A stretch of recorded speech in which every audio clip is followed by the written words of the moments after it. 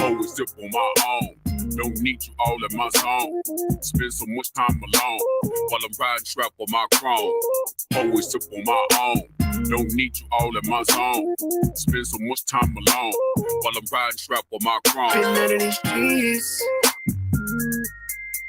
nigga trying to eat while I duck police. Own family stealing from me. I'm on the phone being to pray, but white Jesus can't save me. Get him away from me. I don't know what to say. So many niggas hating me. Get him away from me. Always sip on my own. Don't need you all in my zone.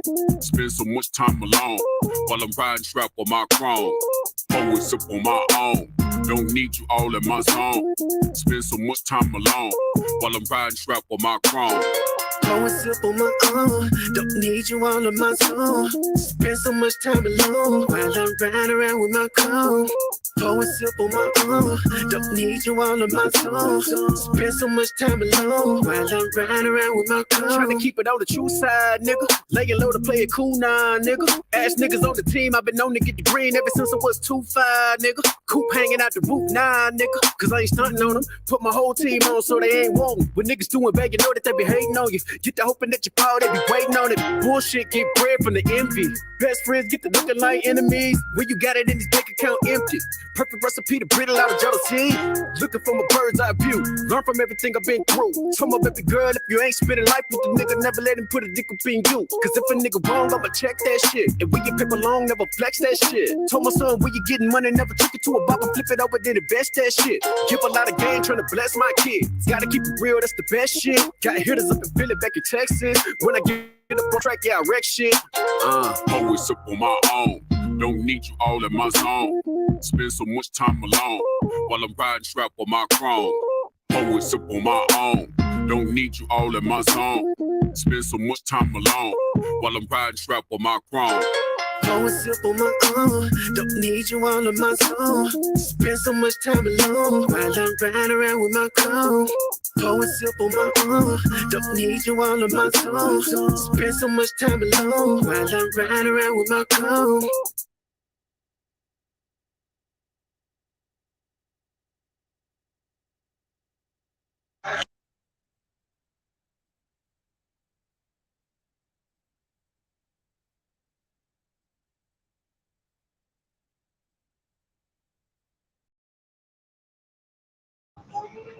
All right, clap it up.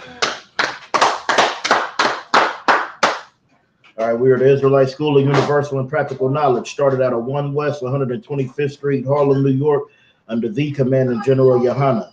All right, today is Austin's Tuesday night Brotherhood class. All right, Brotherhood is a weapon. Brother and sisterhood is a weapon. Brother and sisterhood is how we build this nation. Okay, brothers and sisters coming together, you know, in this one body, you know, showing each other brotherhood, being there in the times of needs. You know, sometimes you might need a place to lay your head. Sometimes you might need some food in your belly. Right. You know, so at the end of the day, that brother and that sisterhood, man, that is vital and imperative to building this nation, this nation of Israel. Because we not taught that. We not taught how to love each other. We're not taught how to care for each other. What we were taught, we was taught from our enemies how to hate each other. Okay, and that's exactly what is shown through our communities. Hey, we show love to every other nation, but we actually be hating our own nation. All right. Right. The nice topic, we gonna talk about the Lord, because they think the Christians act like Christ and the Lord is just so sweet and everything so pretty and the roses and rainbows and hugs and kisses. All right. But the Lord, he is a man of war. Okay. The Lord is a man of war, you know, and that's why we are the Lord's army. Okay. This is why we go out there and we war for our people all the time. Okay. Let me get Exodus 12 and 41. Sir. It's the book of Exodus, chapter 12, verse 41. Mm-hmm. And it came to pass at the end of the 430 years, even the self same day, it came to pass that all the hosts of the Lord, That all the what? All the hosts of the Lord went out from the land of Egypt. All the hosts of the Lord went out from the land of Egypt. Okay. Well, I got the Bible question. Can you get host out of the Zonda van? Let's see if that's in there. Okay. What word, sir? Host. You know, the Lord brought us out the land of Egypt. You know what I mean? He brought us out all the host. Okay. We are soldiers for the Lord, man. We are a nation. Every nation needs an army. You know, that's the problem with us. While we don't have no power, no might in this world, because on this earth, because we don't have no power. We don't have no army. Everybody in our army is in the NFL, in the NBA, in the white man's army. Okay, right. That's why they ain't fighting for us, because they too busy. We too busy fighting for them. That's why we don't have time to fight ourselves. We in their police forces. Right. We're in their army, their navies, their space forces. Okay, when we should just be in ours. That's why we need to gather together, old nation not desired. You got that, brother? Come on, Go ahead. Host out of the Zondervan Compact Dictionary. Mm-hmm. Army. What is it? Army. What is it? Army. That's what host is. That's all I need. Host is army. We are the army of the Lord. Okay. He brought us out by the host. You look at our nation. We have some bad brothers in our nation. We still got the bad brothers. You know, they just don't know they Israel. Let me get Psalms 83. Drop Exodus. Psalms 83 and 1. We're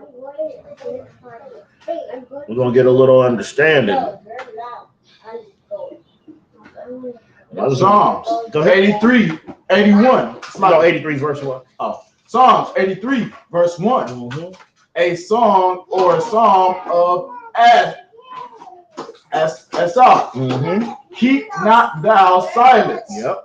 O God, hold not thy peace, and be still, and be not still, O God. Continue. Verse 2. For lo, thine enemies make a tumult, and they that hate thee have lifted up the head. And what did our enemies do? Continue reading. Verse 3. They take crafty counsel. They take what? Crafty counsel. Against who? Against thy people. Against, the Lord has a people. Okay? And that's what these other nations do. They take crafty counsel.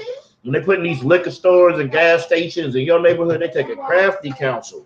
When they got their businesses, their foundations running through your neighborhood, they taking crafty counsel.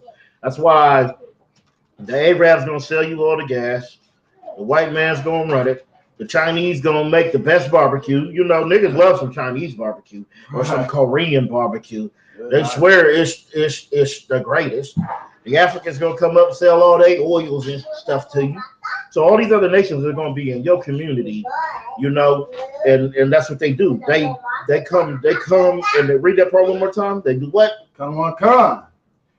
They have taken crafty counsel against thy people, and consulted against thy hidden ones. Yep. Verse 4.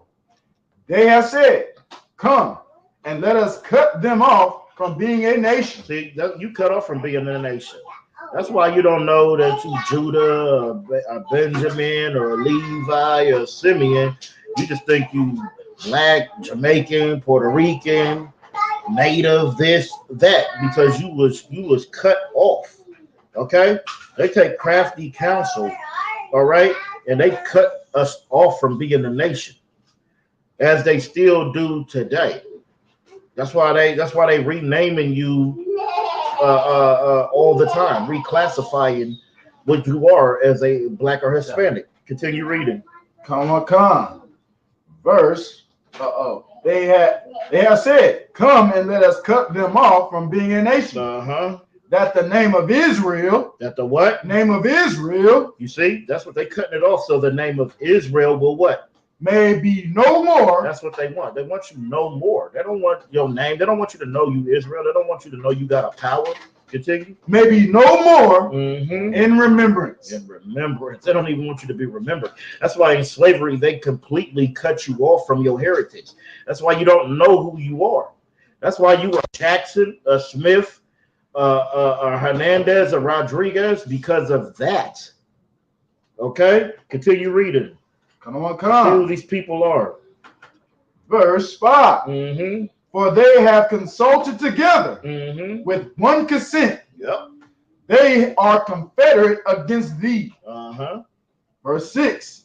The tabernacles of Edom, the white man, and the Ishmaelites, the Arab man, of Moab, the Chinese, and the Hagrims, the Hamites. Okay, this is all planned. Give me Exodus 15:1. This is all their plan, was to cut you off from being a nation, so you don't understand that the Lord is a man of war. Okay, I'm glad I wore this shirt for tonight, because life is about war and nothing else. People always ask me, why are you so mad? Why you always, oh, he's a warrior. They always make these jokes at work. Oh, he's a warrior. He's a warrior, because I'm all about that warfare. Right. Like, they don't know we're at war. They think we're at peace. So they don't understand. They don't understand. Like Ecclesiastes 7:7. Oppression maketh a wise man angry. Right. You're an idiot, so why would you be angry? You think life is good. You get a paycheck, you going home, you get to go to bars, do whatever. Like, that don't make life great. That don't make life grand. Okay? You know your people are oppressed. You know people who are oppressed. You know, I know brothers who think they free when they oppressed right now, getting their green card taken away. Damn. You know? I got a brother, he ain't been able to go back to his hometown in Mexico in about 3 years. Right. And he waiting on court dates to get his back. So that oppression is real. This stuff really goes on. All right? Go ahead and give me Exodus 15:1. And Christians, you talk about singing a song. This is how we sang. Wasn't singing no Never Would Have Made It. Wasn't singing whatever Kirk Franklin and them sing. We wasn't singing none of that. Okay? These are the songs we sang. What? You want the last song? No, that's what I Okay.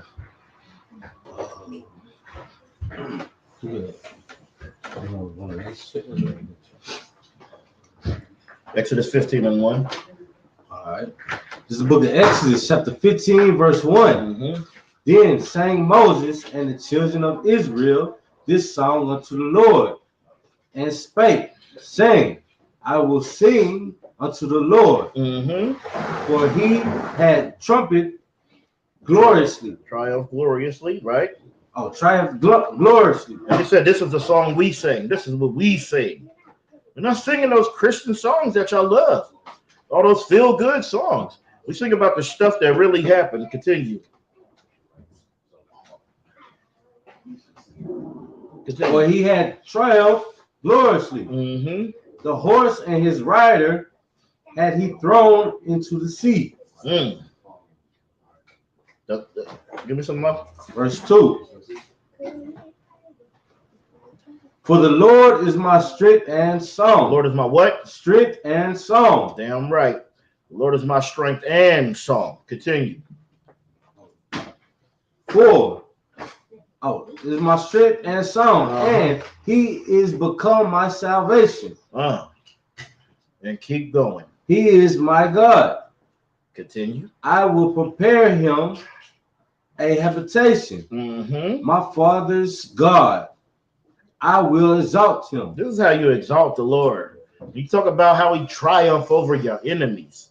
All right? That's what's glorious. Okay? Continue.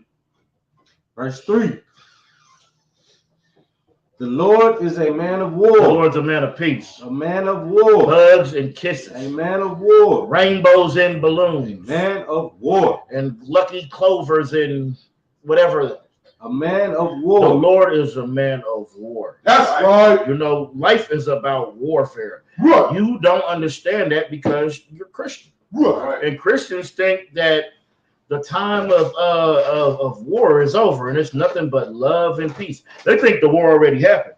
But they think that there was a war in heaven. Yep. They think there was a war in heaven. And give me Job. Give me Job for the Christians. I'm sorry. I didn't even want to touch on this, but yeah. I'm like, give me Job and that, you know. Where we at? It was Job 1 and give me where you got the council in heaven. Oh, you want the council of heaven? God, I don't want God, yes. You on verse 6 or?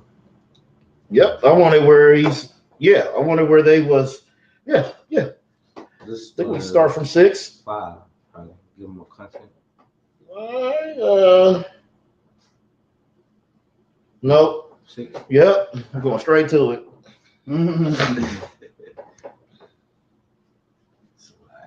All right. This is the book of Job, chapter 1, verse 6. Mm-hmm. Now, there was a day when the sons of God came to present themselves before the Lord. They did what? Present themselves before the Where Lord. does the Lord dwell? Was he just over there on 8th Avenue? No, the Lord dwells in heaven. Right. Okay? And they said they came to present themselves. Okay? Continue. Verse 6. Now there was a day when the sons of God came to present themselves before the Lord, and Satan came also among them. And who? Satan came also among them. See, Christians, when they're saying that Satan came also among them, that means he was there. It means there wasn't no war. He's not equal to God to where it's half. It's God's just all good and Satan's just all evil, and they're equal and they're just having a war and they fighting and they're perfectly matched. Right. And he can't be an all-power God creating everything, and he got somebody he got something that can contend with him. Right. Okay? So if Satan came, he's not kicked out of heaven. Satan is an angel, and we're going to see that Satan does the Lord's bidding. Continue. Verse 7. Mm-hmm. And the Lord said unto Satan, whence comest thou? So not only is Satan there, the Lord's talking to him. Right. Continue. Then Satan answered the Lord and said, from going to and fro in the earth. So what is Satan saying to the Lord? What is Satan giving the Lord? Because he says, and the Lord said unto Satan, whence comest thou? Then Satan answered the Lord and said, from to and fro in the earth, from walking up and down in it. What is that? What does that mean? What is Satan giving to the Most High?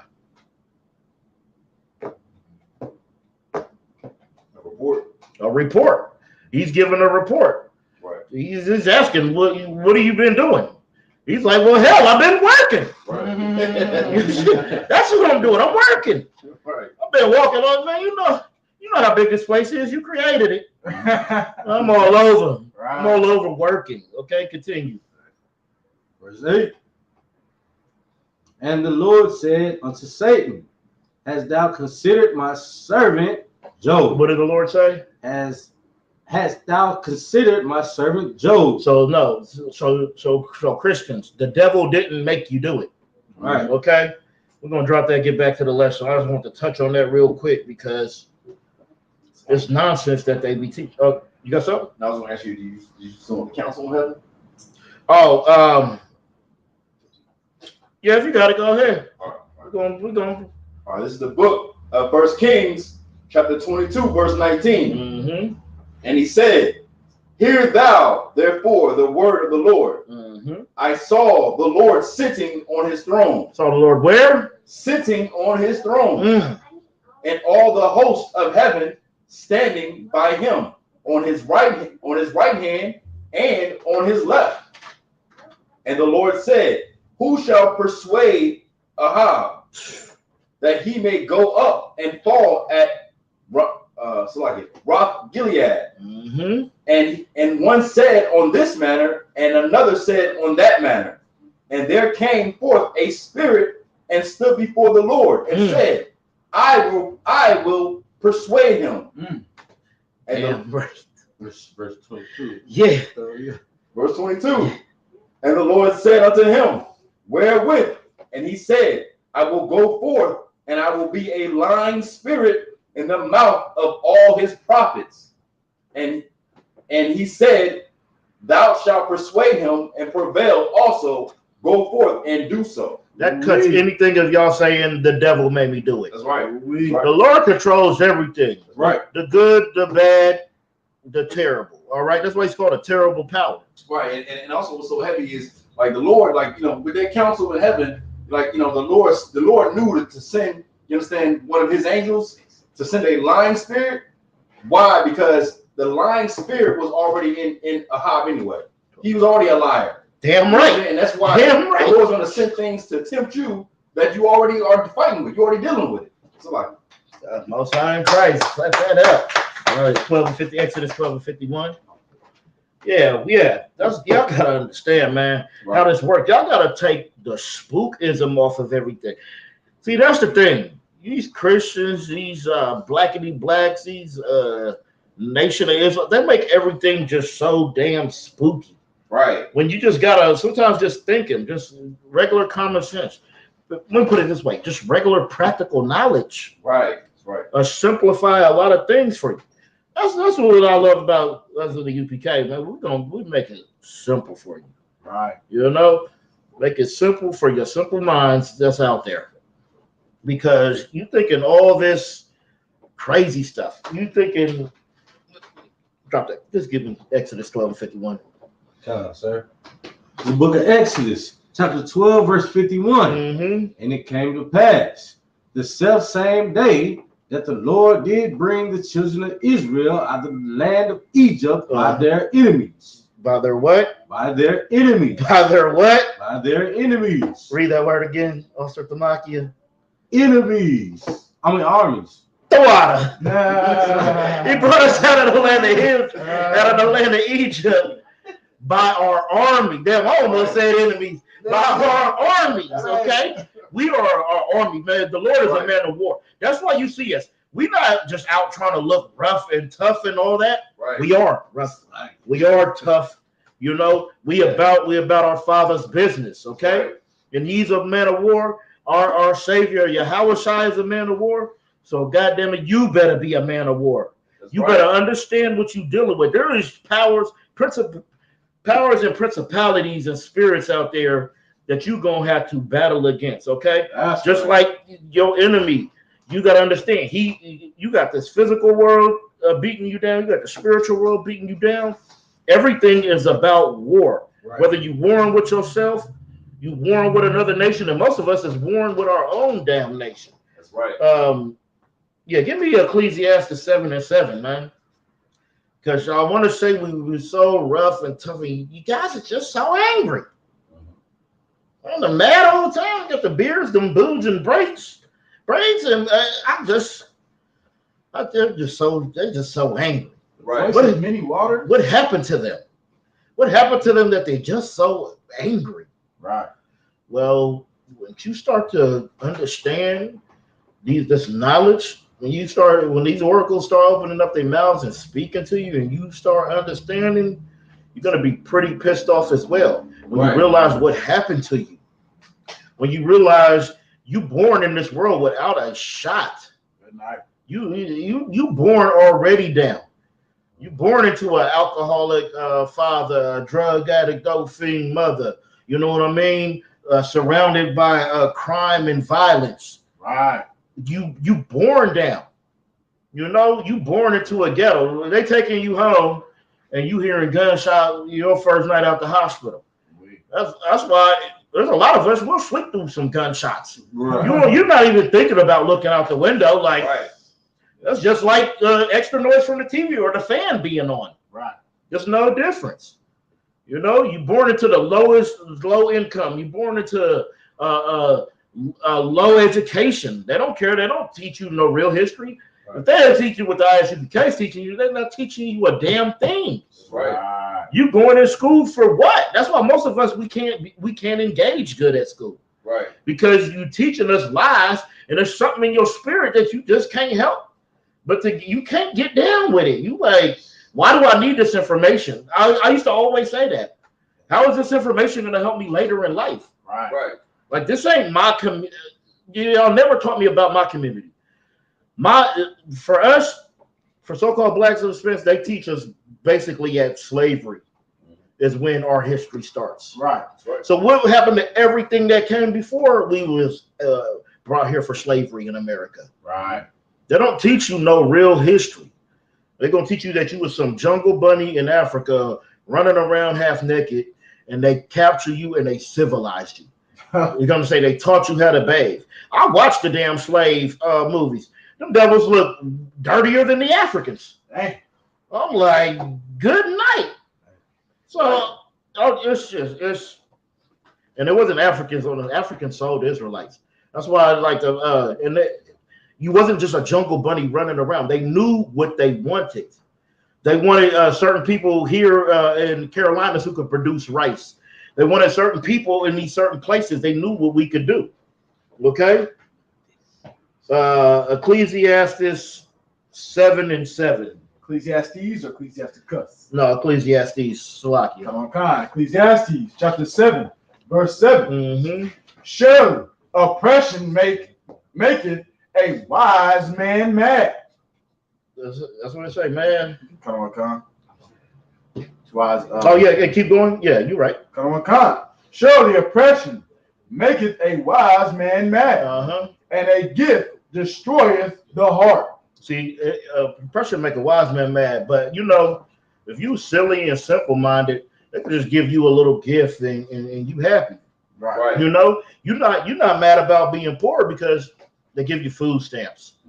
You know, you're not mad about living in low-income housing because they give you TANF. Right.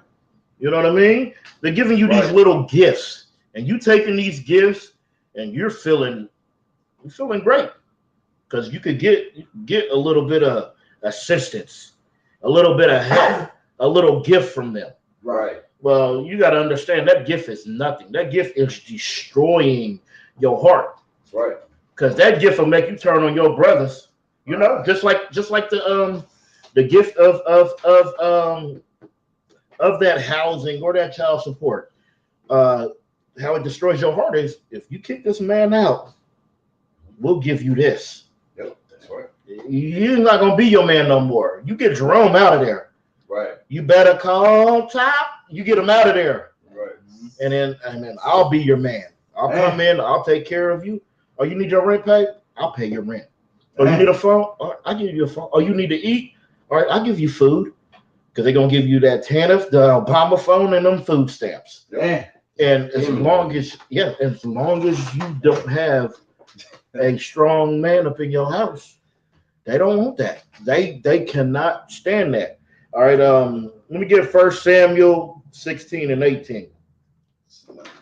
We got warriors. That word. Somebody see me again when you get a chance. I want a little bit of that wine too. Hey, damn, that's one body, sir. Yeah. 15 to 18? 16 and 18. 16. Now let's get into let's see what some of our people. We talk about warriors. We have the ultimate warriors. And how you know, you can just look at the sports world today. Who's running everything? We got Judah and them all up in the what? Basketball and football, destroying it. Right. And then we got the Northern Kingdom. We all up in the baseball. We running soccer. Boxing. Oh yeah, we all kicking ass in boxing. Right. You know, and Mexicans people always want to be like, Mexicans ain't black Mexicans. Fight a Mexican and tell me he ain't no nigga. Right. You ever war with them? You be in there forever. It's hard to break their spirit. Right. It's hard to break our Israelite brother's spirit. Right. They will battle. They're not worried. They're not scared of you. Right. Okay. They us too. They got that spirit in them too. You know, they got the go too. So when you just even look at it like that, we are definitely above. You know, That's right. we just got to understand they was confederate against us. They know what to do to keep us scattered. That's the problem. We have been scattered for so long. Right. We have been shattered and torn and broken down and made to just be so small. As great as you is, you can be standing with one of these other nations, and you know you're better at this job than them. You know you better at everything. But when you bother, you just feel so small. Right. And that is on purpose. Because they don't want you in your glory. They don't want you to know that you are a special people.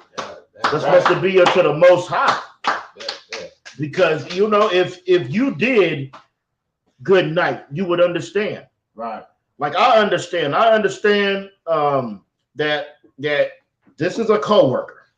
He's not my brother. He's not my buddy. He's not my pal. I just work with him. I'm gonna shoot the shit with him. I'm gonna talk just like he talks, and then I'm gonna go home just like he goes home. Right.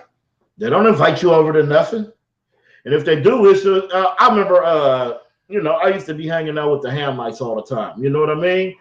And every time they always call like, "Are you coming to party? I got your bottle," and they buy me a whole fifth of Hennessy or Remy or whatever, because they want me to get drunk and act a fool, probably.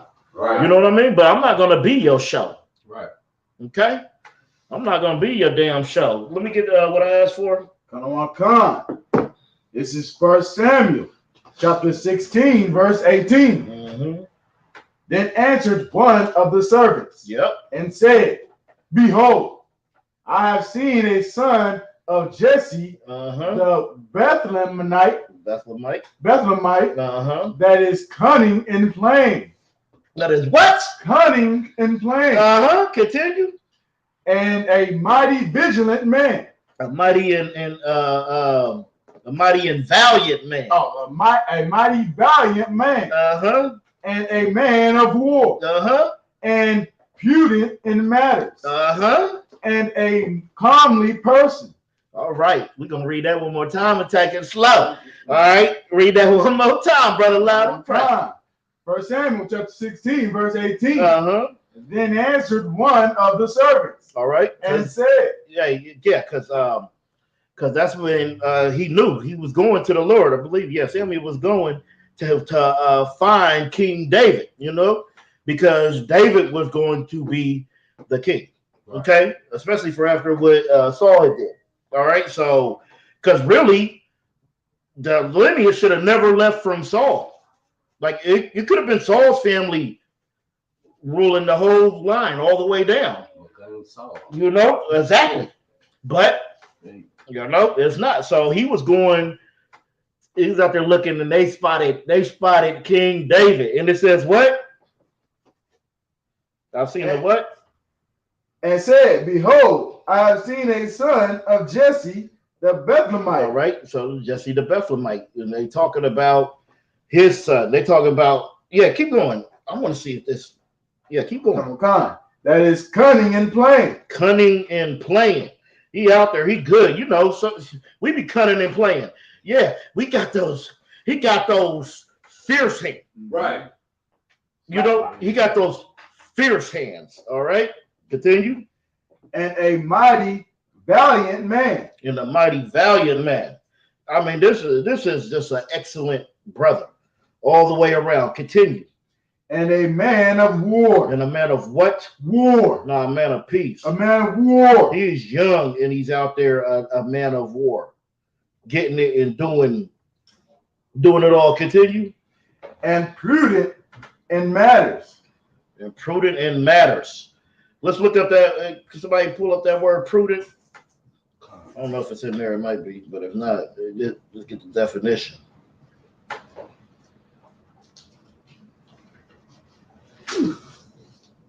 All right, there I got it.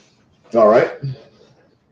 This is the word prudent. The definition to the word prudent: acting with or showing care and thought for the future. Okay. He's prudent in matters. That's what you need in the king. You need not only a warrior, you need somebody prudent. What did that say again? Con, acting with or showing care and thought for the future. See, that's what we need in Israel. That's what's great. All right, go ahead. All right, I got some of the similar. It's wise. The first one is wise. Wise, very smart, intelligent man. You need that to plan for the future. Right. Any more? So like wise, judicious. Oh yeah. Damn, I can't say that. I know what you're saying. Judicious. Most high in Christ. Like Sagages. Yeah, it was just in there. Sage. Shred. That's all we need. Right. You gotta understand, David was a mighty man. Right. I want to get. Can anybody find me? Where it was? Never mind. That's good. Just continue out. Continue it out. Come. And a comely person. And a comely person. What does comely mean? Handsome, or you know, what I'm saying easy to approach. That's right. He's easy to look on. He's a beautiful young brother out there, just full of war and vigor. Okay, right. Just out there. You know you see the young Israelites today. It's like, look at that little fresh cat right there. Right. Yeah, that boy just ready. He just ready to take the world by his hand. Right. You know? I grew up in H-Town, right? Uh-huh.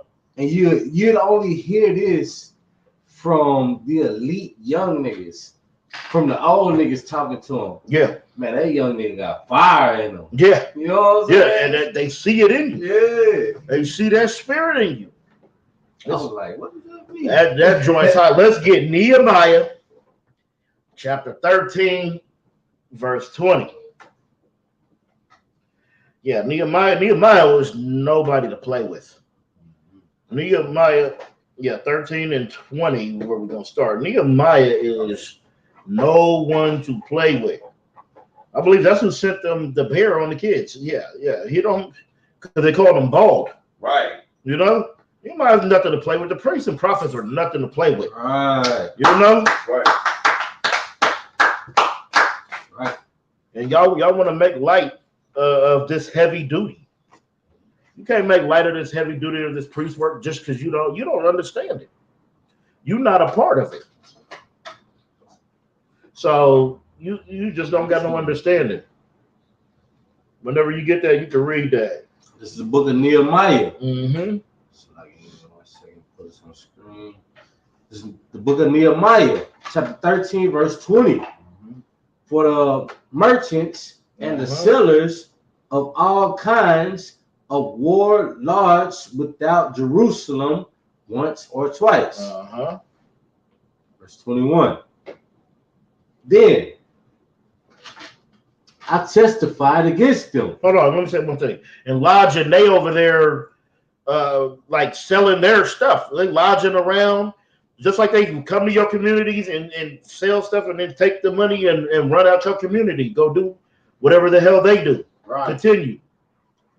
Verse 21. Mm-hmm. Then I testified against them. So Nehemiah testified against them. He got something to say. He's going to speak up and speak out. Right. Let's see what he says. And said unto them, Why lodge ye about the wall? Why what? Why lodge ye about the wall? They're like, why is you hanging out here? What is you doing here? What is your business? What is your purpose? Right. Continue. If ye do so again. If he what? If ye do so again. If you do so again, what's going to happen? I will lay hands upon you. I will what? Lay hands upon you. Nehemiah was not no joke, man. He was not about no games. He said, if I see you around these parts again, I'm touching you. You catching that Yakara. It's not going to be a game. All right? Continue. For that time forth came they no more on the Sabbath. They what? They no more on the Sabbath. What does no more mean? It means you done, fam. No more coming around these parts. Right. No more lodging around. No more making merchandise out of us. Let me get 1 Corinthians 14 and 32.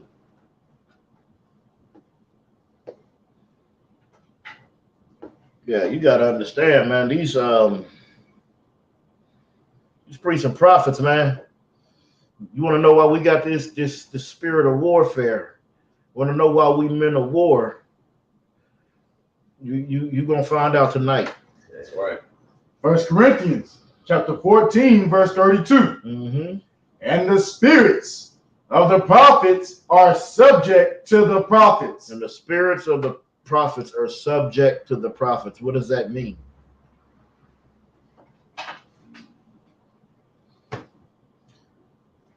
We hear again, and let me expound on that. Right, the subject of the prophets are the ones that the Most High keeps giving that same spirit to time after time. Time after time, he like, it's still you. It's still gonna be you. They gonna know you, and you gonna be a prophet again. And it's gonna keep going down generation after generation. Exactly, because the spirit of the prophet, we're subjected to the prophets. Just like the brother said, as you keep reiterating, you're gonna keep getting this same thing. You're gonna keep getting the same spirit. You know, you was a prophet then, you're gonna be a prophet now and a prophet forever, continuous. Right. Let me get Nehemiah 8. And we're gonna start at 1. Read that down.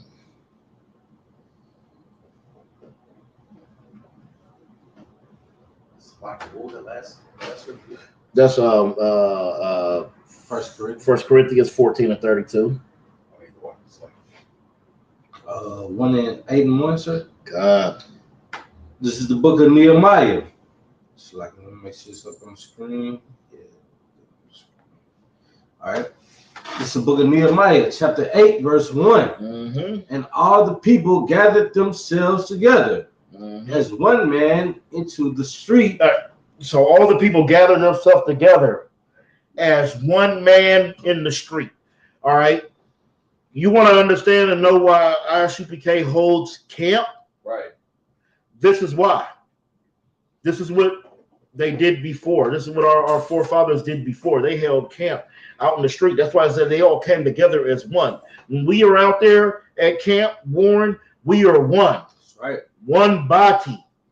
We got to be of one mind. We got to be on one accord. Right. How else can you go to war if everybody's on different accords? All right, continue. Together as one man into the street that was before the water gate, that they spake unto Ezra, the scribe, to bring the book of the law of Moses. To bring out what? The book of the law. There was no Bible back in the day. There wasn't, what the blackity black say? There wasn't even no Bible in Bible times. What did that just say? To bring the book of the law of Moses. Yeah, we always had records. Right. We knew who he was. The time we stopped having records is going into this slavery, and they straight took everything away. Like I said, to make Israel a name no more. Right. Continue. Which the Lord had commanded to Israel. To who? To Israel. So they brought out the book of the law. Says the book right there, but we didn't have no book back then, they said. But it brought out the book of the law of Moses, which the Lord commanded to who? To Israel. It's not commanded to every damn body. Right. This ain't for everybody. This is for the so-called blacks, Hispanics, and Native Indians. That's right. Okay, continue reading. Verse 2. And Ezra, the priest, brought the law before the congregation, both of men and women. So that's what we do today. We the priests. We bring it in front of the congregation. The congregation is the people. Right. That's what we out there doing. We bringing that book of the law out there and to the congregation, out there on the street, to the men and women. Continue reading. And all that could hear with understanding upon the first day of the 7th month. Verse 3. And he read therein before the street that was before the water gate from the morning until midday. You see that? From the morning to midday. Go do your 6 hours. Get that camp in. They out there having camp. Continue. Before the men and the women and those that could understand, and the ears of all the people were attentive unto the book of the law. See, so when we out there doing our thing, some of them they is attentive. You know, some of them have the ear to hear. Okay, and they gonna get what they need. Continue. Verse 4. And Ezra the scribe stood upon the pulpit of wood, which they had made for the purpose. For what? Made for the purpose. That pulpit of wood you see us out there standing on having camp, it's only made for the purpose of having camp. That's all. They don't do nothing else. It don't serve no other purpose. It don't have no other job but to be there when we need to stand on something. Stand on that pulpit of wood. The pulpit of wood ain't the thing your Christian pastor has at his church, and you go up and you cry before it and bow down and speak tongues and fall out on the stage and, you know, all the extras that y'all do. That's not what that pulpit of wood is for. Okay? That pulpit is for camp. Continue reading. And beside him stood Mattathiah and Shema and Ananiah and Uriah and Hilkiah and Maaseiah, and on his right hand and on the left hand Pedaiah and Mishael and Malachiah and Hashum and Hasbadana and Zechariah and Meshullam. You see that? These brothers is out there having camp. So while we out there, it's a Nakwa, a Tamakia, a Shamarawan, a Malakatia. You understand? This is how it is. We got the brothers all out there holding camp. You know what I mean? Fierce warriors, men of war, just like the Lord's a man of war. Continue reading. Verse 5. And Ezra opened the book in the sight of all the people, but he was above all the people. You see, he was standing up on that pulpit of wood. He's above everybody with that book open, reading it. Continue. And when he opened it, all the people stood up. See, they attentive. People is reacting. Continue. Verse 6. And Ezra blessed the Lord, the great God. And all the people answered, Amen, Amen, with lifting up their hands. And they bowed their heads and worshiped the Lord with their faces to the ground. See, this is going on in the street. This ain't what it means when you Christians go bow down in front of your that so-called pulpit in your Christian church. Okay? That's not what it is. Where are we at? 7? Yeah, go ahead and get 7. Verse 7. And Yeshua and Bani and Shabiah and Jamin, they said Jamin at Kabub, Shabbatai, Hadiyah, we'll take it. Hadiyah, Mishael, Kalita, Azariah, Josabad, Hanan, Pelat, and the Levites caused the people to understand the law. Right. People stood in their place. That's what we do. That's what we doing all the time at every camp across every damn the world. That's right. That's what we is doing. We is holding camp. We is out there opening the book of the law in front of the people, and right there in the highways, byways, right in every downtown. Okay, and we are teaching the law of God. That's right. And some people receive it, some don't.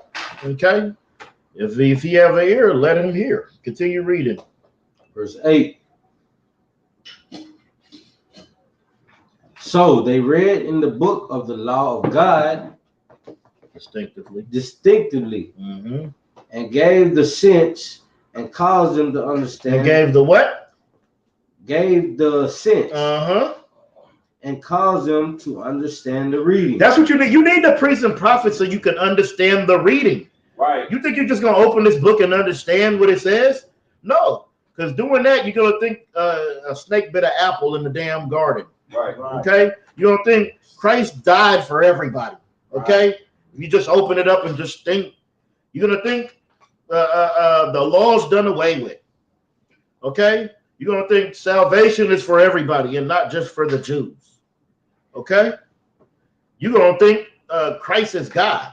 You're going to believe virgin birth if you just open this book up and think you're just going to read it without it being broken down. I've never seen nobody just pick up a science book and read it and now they just know science. Right. I've never seen nobody pick up a math book. I've never seen nobody pick up a damn doctor book and just say, all right, so you're going to cut up around the upper torso. We're going to go in a quarter inch and then you're going to make an incision. No. Right. You got to be taught how to do this. Right. You have to be taught. And if you ain't in the ISUPK, you haven't been taught anything. You definitely ain't been taught this Bible. Right. Okay. Let me get Ezekiel 37:9. Because while we out there, Warren, if nobody hears, nobody listens, if nobody's there, okay, that's fine. Not a soul need to be there. Because we're going to do what we do regardless. Right. All right. This is a book. You got some? Oh, okay. This is it's like That's one accord. Yeah, same time. This book is Ezekiel chapter 37, verse 9. Then said he unto me, prophesy unto the wind. Prophesy to what? Prophesy unto the wind. Okay. Prophesy, son of man. Continue. And say to the wind, thus saith the Lord God, come from the four winds, O breath, and breathe upon these slain, that they may live. Continue. Verse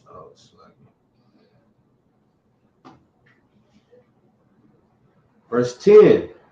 So I prophesied as he commanded me, and the breath came unto them, and they lived, and they stood upon their feet, an exceeding great army. What? An exceeding great army. An exceeding great army. And that's why we prophesy to the wind. You don't know who's going to hear this. You might be sitting in there teaching a video. It's just you and Shamar, you know? And then, but when this cat get off work, he's going to come home and watch your video. Right. You know, when he might get some free time, he's going to watch your video. You know what I mean? Somebody might be walking by and just hear that. What's that? Right. You know, we out there on the mic. They could be some streets over. They just happen to be walking and just catch a word or something. Well, what's that? Let's go over there. I heard a noise. You don't never know who's going to catch it. That's why you prophesy to the wind. It don't matter if it's somebody there listening or not. Right. You do it anyway. Because that's how we become an exceedingly great army. Right. That's it. I got here by watching the video. Right. Just like, what's this? Oh, okay. Well, if there was never no videos, then I would have never known. You know, just something as simple as that. You don't know where your video's gonna go. You don't know where this word's gonna travel. The Most High is a powerful God. He could get this going anywhere. You know what I mean? It could be going anywhere. You never know where this video might end up. Right. And that's why you always gotta be ready and prepared and of a sound mind, you know, especially while you out here teaching these scriptures, man. There's nothing to play with, right? You know, and one thing could stir somebody, you know, the wrong way, to the left or the right, and right off that narrow path, you know. And that's why we're teaching you that the Lord is a man of war. That's right. We're trying to keep you on that path so you understand that you can't just be Christian, doing what you want, saying what you want, having all the fun that you want. Let me get Matthew 10 and 34. Because if the Lord's a man of war and Christ is of the Lord's spirit, then he's going to be a man of war. Remember I said he beat them out the temples. Right. Right. Good night. I was going to bring it up earlier, but I knew you had it somewhere. He beat them out the temples. Yeah. And the calf. And the... Yes. I knew you was going to bring Not playing. Right. When you said, You might have to get the scripture. I don't know if I got that in this lesson. when you say lay hands, that's the first precept. Yes. Because he beat them out the temple. You out here just doing whatever? Nah, lie. Go ahead. So like, because you know, and it's that scripture is so heavy because Christianity, they paint Christ as so like soft and effeminate, just so weak. You know what I'm saying? Like he would never raise his voice, right? Like you talking to an Israelite, what you know, and he brothers, going into the scriptures, Right. and speaking with the truth and speaking with masculinity. Right. Why are you speaking so loud? Why are you guys speaking so hard? Why you so rough? Because we're not what you think we are, Right. Right? We're not the Christ that you talking about. You think like, you know what I'm saying? Yes. Like, that Christ that you talking about is a weak and effeminate white man. Some soft there. Right? Good So night. to see Christ, you know what I'm saying, like go and beat everybody, you understand, out the temple. That's not my Jesus. Right. Right? Because my Jesus love everybody, no matter what you're doing. Man. No, that's the Christ of the Bible, man. So like, Yeah, Christ of the Bible, he is, you gotta understand, he was a child and he was in there cutting. right. Cutting cats. And his parents is looking for him like, where the hell is this little...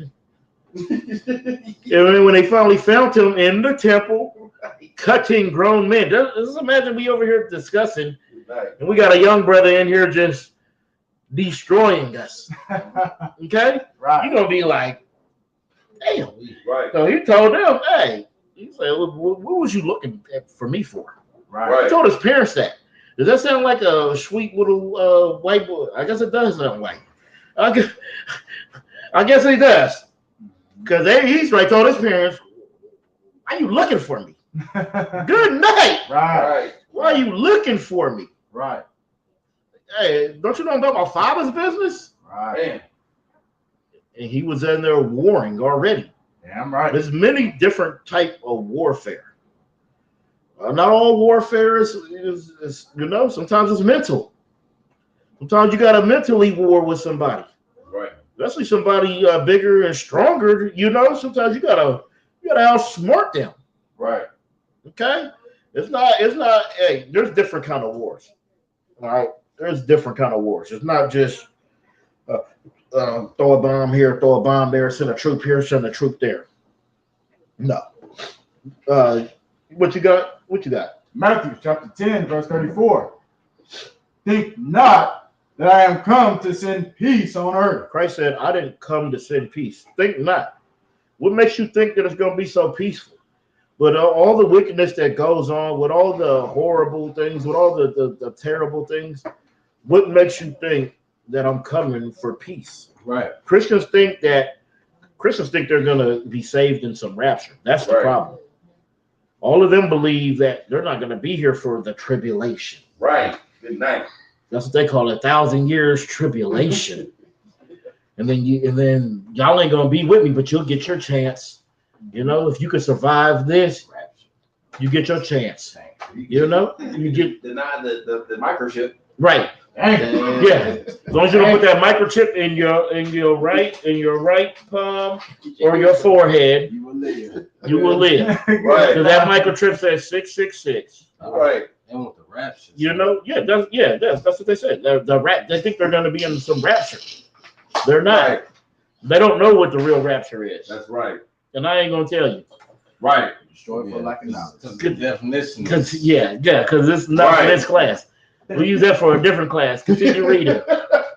Don't come, verse think that I not come send peace on earth. I came not to send peace, but a sword. But a what? A sword. He coming with a sword. He coming to get your head is getting chopped off. If you're not in here, okay? We got to understand. He coming for that warfare, boy. It's all about that warfare. He ain't coming to send no peace, but a sword. Continue reading. Come. Verse 35. Uh-huh. Oh.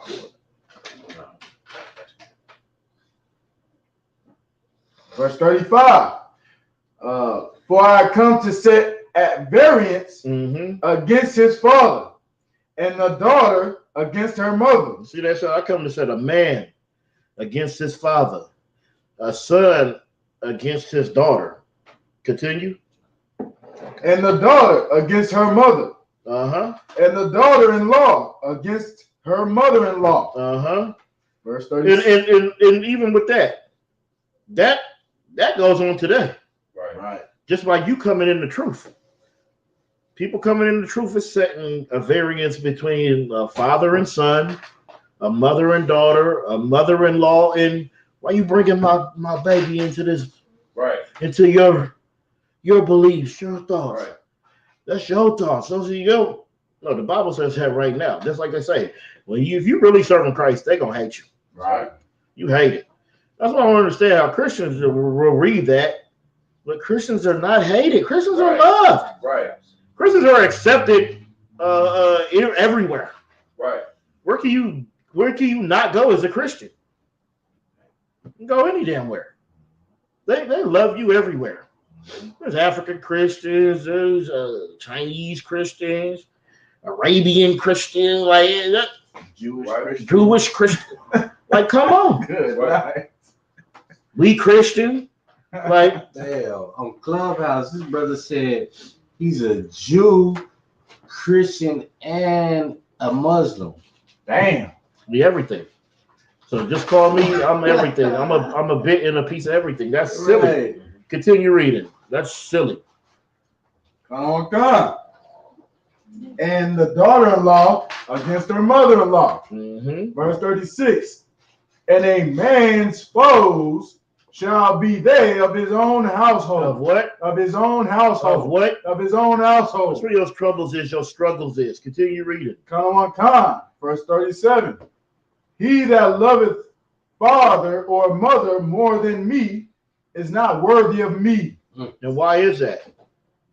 What will you do if you love something more than you love the Most High, more than you love Christ? Means you will go out and do more things for that thing than you would do for the Most High. Right, because you love your mama. Right. You're not gonna eat her Christmas ham. That's right. That's your mama, man. She raised you. Right. Boy, you ain't gonna eat your mama food. You know your mama been cooking since yesterday for this Thanksgiving meal. You ain't gonna eat it. Dang. Oh, you ain't coming. Oh, you ain't celebrating mama's birthday. Dang. You didn't get your mama no Mother's Day card. Right. Hey, you didn't get your mama no Valentine's Day card. Dang. Mama got a man. Why the hell I gotta be my mama man too? I gotta get my mama a Valentine's Day card too. Dang. So every nigga in her family gotta get her a card like they her man. I thought this was supposed to be a day about love, Right. about loving your significant other. That's what I was told. What the hell my mama got to do it? What my auntie got to do with it? Right. I gotta get them. Good night. Continue reading. Right. Come on, God. Verse 38.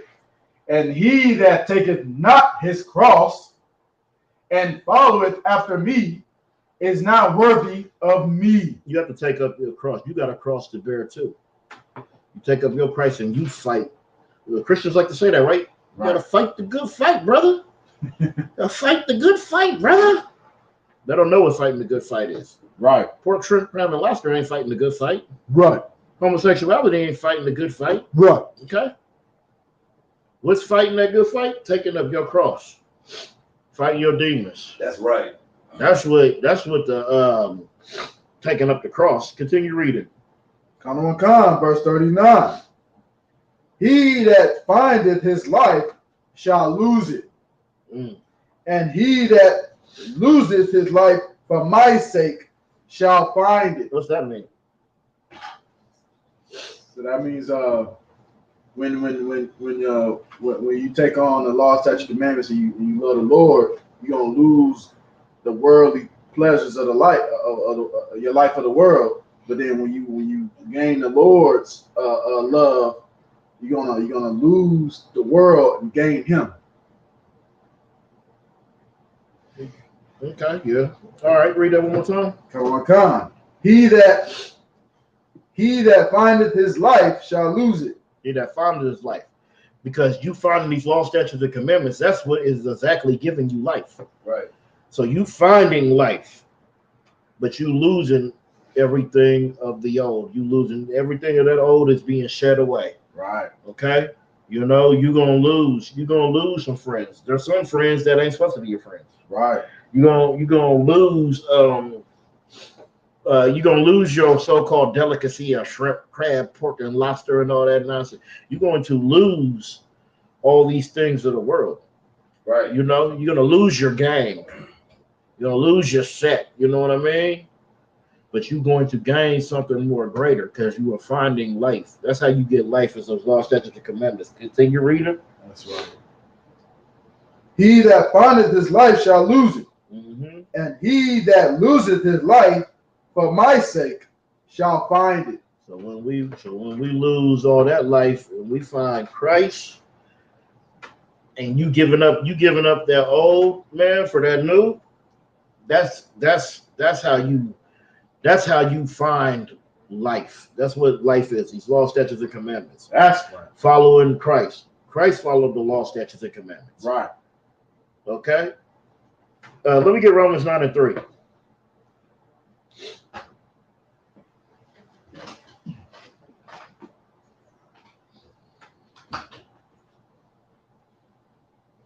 Right. I'm sure this done made it all the way up to the fourth dimension. Yeah. Y'all brothers be having it smoky. Yeah. Who got Romans 9:3? I got you. Go ahead. This is Romans chapter 9, verse 3. For I could wish that myself were accursed from Christ, from my brethren, my brethren. My kinsmen according to the flesh. According to what? According to the flesh. I gotta break some of that down. My kinsmen according to the flesh. Continue. Verse 4.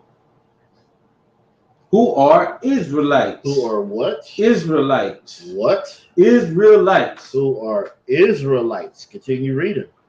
To whom pertaineth the adoption and the glory and the covenants and the giving of the law. And the giving of the law. Right. All right, so I'm gonna run through a couple of these real quick. So who are Israelites who pertain to the adoption? Okay, the adoption. Let me get Galatians. Malachi, can you give me Galatians 4:4? Come on. Galatians chapter 4, verse 4. But when the fullness of the time was come, God sent forth his son, made of a woman, made under the law. Okay, they're talking about Christ. Continue. Right. Verse 5. To redeem them that were under the law. That was what? Under the law. Okay, continue. Right. That we might receive the adoption of sons. That's the adoptions, Christian. Right. Read that part again, Thamakia, 9 and 4. Let's go to the next one. Sir. So we got the adoptions. I'm just gonna give you one. I got a couple for each one. Right. But I chose not to break this down tonight, so Salakia, you're gonna get a little taste. All right. Romans 9 and 4. This is the book of Romans. This is Romans chapter 9, verse 4. Who are Israelites? To whom pertaineth the adoption and the glory and the covenants and the giving of the law and the service of God. So listen, the glory. All right. Let me get Matthew 19 and 26.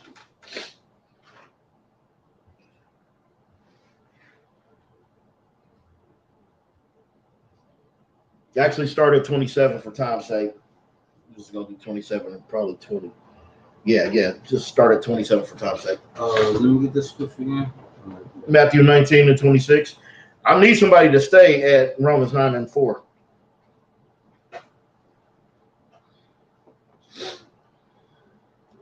This is the book of Matthew, chapter 19, verse 26. Mm-hmm. No, go to 27 for time's sake. All right. This is the book of Matthew, chapter 19, verse 27. Mm-hmm. Then answered Peter and said unto him, Behold, we have forsaken all and followed thee. What shall we have therefore? Why are we following you? Why? Okay, continue. Verse 28. And Jesus answered, and Jesus said unto them, Verily I say unto you, that ye which have followed me in the regeneration. What's the regeneration? That's regeneration, reincarnation. Continue. Right. When the Son of Man shall sit in the throne of his glory. Yea, also shall sit upon 12 thrones, judging the 12 tribes of Israel. That is the glory. Okay, that's the glory. They're gonna be up there judging. Okay, Right. And then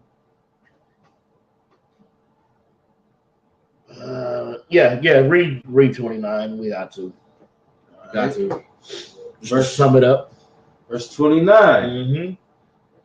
And everyone that had forsaken houses, or brethren, or sisters, or father, or mother, or wife, or children, or lands, for my name's sake, shall receive 100-fold, and shall inherit everlasting life. That's the glory. Back to Romans 9 and 4.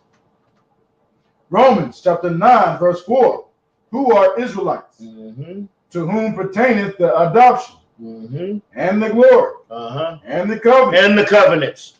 I need Jeremiah 31 and 31, and I need somebody else to give me Hebrews 8 and 8. We get Jeremiah 31. Hebrew. You can read that 31 and 31 when you got it. Romans, or keep it? Got it. We got one more for Romans, so you can keep it. All right.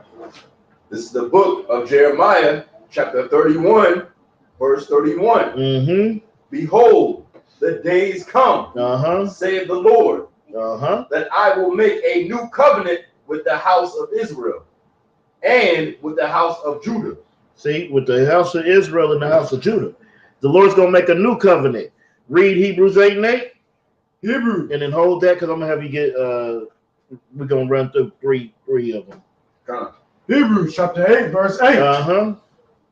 For finding fault with them, he said, Behold, the days come, saith the Lord, when I will make a new covenant with the house of Israel and with the house of Judah.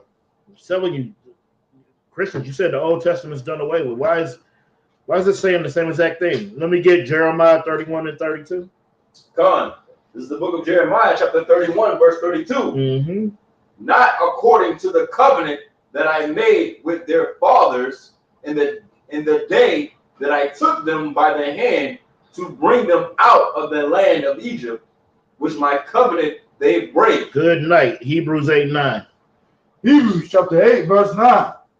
Not according to the covenant that I made with their fathers in the day when I took them by the hand to lead them out of the land of Egypt, because they continued not in my covenant, and I regarded them not, saith the Lord. All right, last one, Jeremiah 31 and 33. Gone. But this shall be the covenant that I will make with the house of Israel after those days, saith the Lord. I will put my law in their inward parts and write it in their hearts, and will be their God, and they shall be my people. Hebrews 8 and 10. Hebrews chapter 8, verse 10. For this is the covenant that I will make with the house of Israel after those days, said the Lord. I will put my laws in their mind and write them in their hearts, and I will be to them a God, and they shall be to me a people. You see that? Do y'all see that? Right. It says the same exact thing. The old covenant is the people under the old covenant is going to be the same people in the new covenant. It's not adding other nations in. This is only for one nation. Go back to the Romans, and give me Romans 9:5.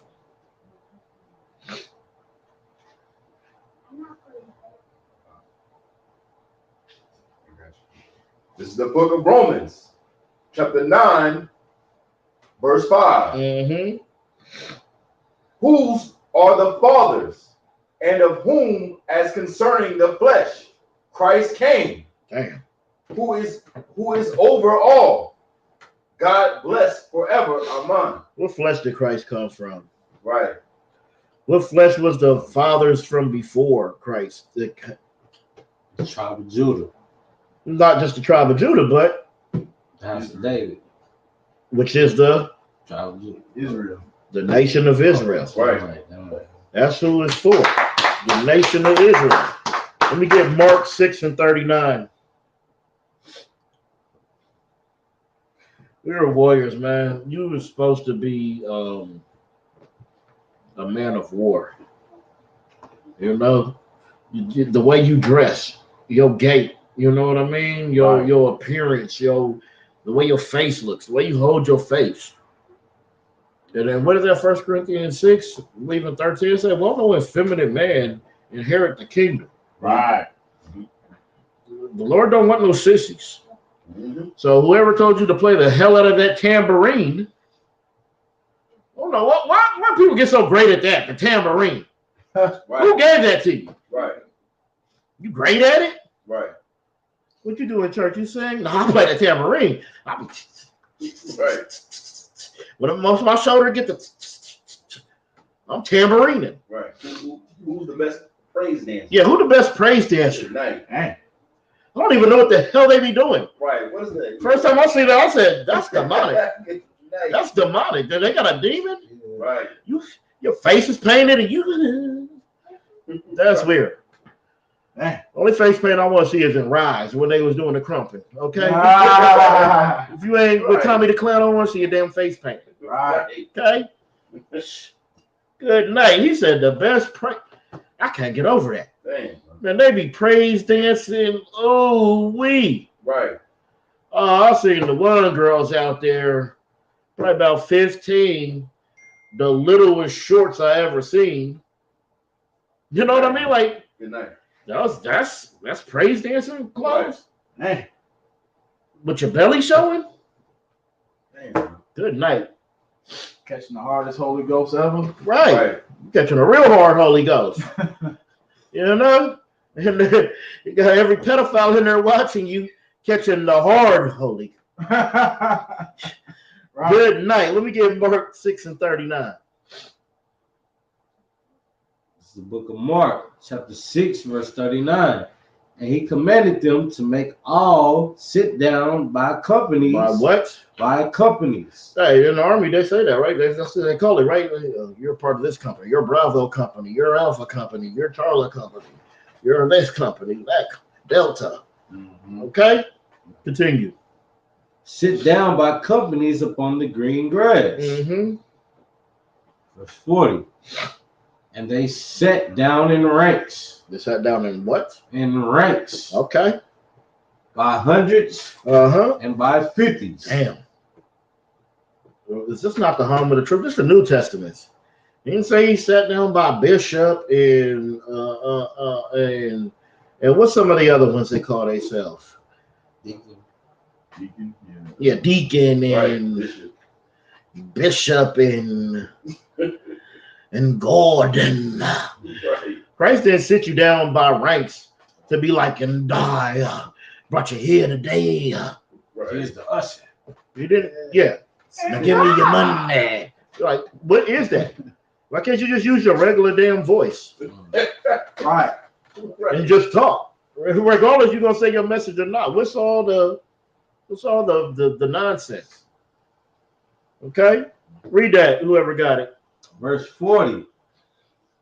And they sat down in ranks by hundreds and by 50s. That's why we say ISUPK is the home of the truth. We got ranks. We got officers of 50s, officers of 500s, officers of 1,000, 5,000, and you know, up to the captains of 10,000, 13,000, up to the generals. Okay, Right. this is how you know that we doing it according to the word. Continue. Verse 41. And when he had taken the 5 loaves and the 2 fish, he Hey, drop that.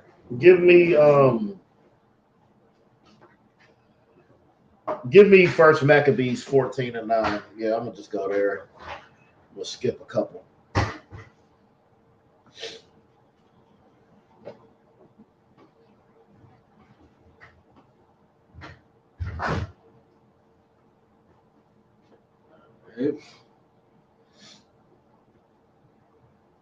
This is the book of First Maccabees, chapter 14, verse 9. The ancient men sat in the streets, communing together for good things. And the young men put on glorious and warlike apparel. They put on what? Glorious and warlike apparel. When you see a UPK warrior in his garment, is what? Glorious and warlike apparel. When you see the brothers at camp, they what? Warlike apparel. The feast days? Warlike apparel. We wear glorious warlike apparel. You know why? Because it's a battle every day. We at war every day. All right? Continue. Verse 10. Oh, no. Drop that. Give me Ecclesiasticus 45:6. Oh, wait. I mean, this Bible, it just, when you really understand the Bible and then you really understand the UPK, it's just different than anything else in this world. Like, there's only one body. Okay? One faith, one baptism.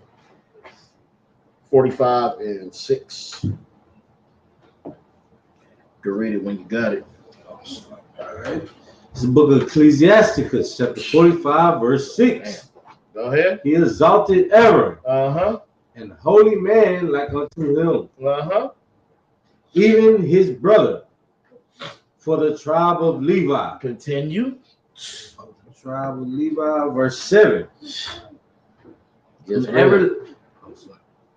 An everlasting covenant he made with him and gave him the priesthood among the people.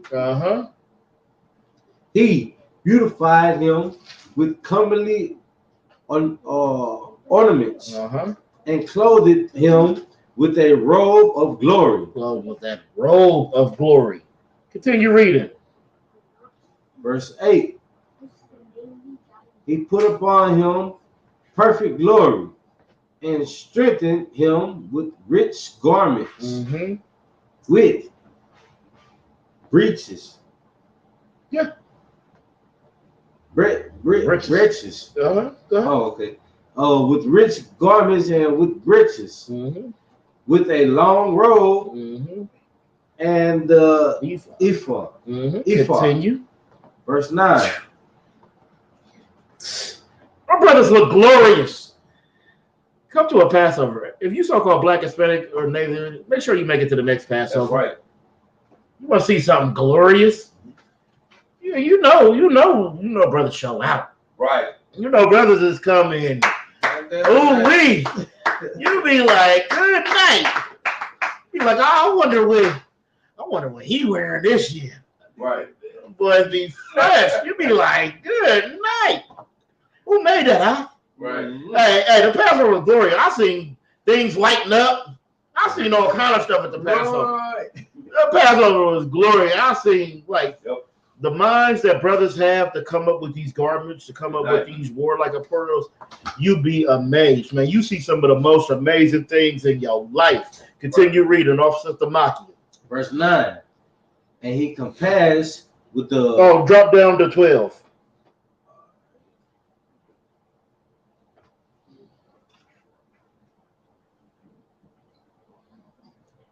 Verse 12. Yeah. You know, brothers love this. He set a crown of gold upon Demetri. Woo! He set a crown of gold upon Demetri. Right. Woo! Glorious. Continue. Therein was engraved holiness. Damn. Continue. An ornament of honor. Uh-huh. A costly work. Mm-hmm. The desires of the eyes, goodly and beautiful. You know, that's why when you see a brother's crown, you say, who the hell made that for you? Right. Where did you get that? Like, man, I see the brothers come through. You see them one week, you look at them the next week. Damn. Where you get that crown? Go ahead. If I could, I swear this is one body in the ISCBK. Right. I had a vision last night, right? And you know how our Gadite brothers had the TPs? Right. The Lord showed me a crown with a TP with a hole on your crown and a ball hanging from that joint. Just, Damn. I was like, good. And the TPs have holes in them. You did? They already have holes in them. Ooh, Like, that's my body. So it's like, that's a good night, man. These crowns, they be glorious. yeah, I had These crowns be, y'all brothers be having some glorious crowns. I'll be looking through y'all crown bag like, where the hell am I? It's time to step your game up and get it. Man, them crowns be so glorious, man. That shit is heavy. Let me get Luke 19 and 21. This is, let me get there with you too.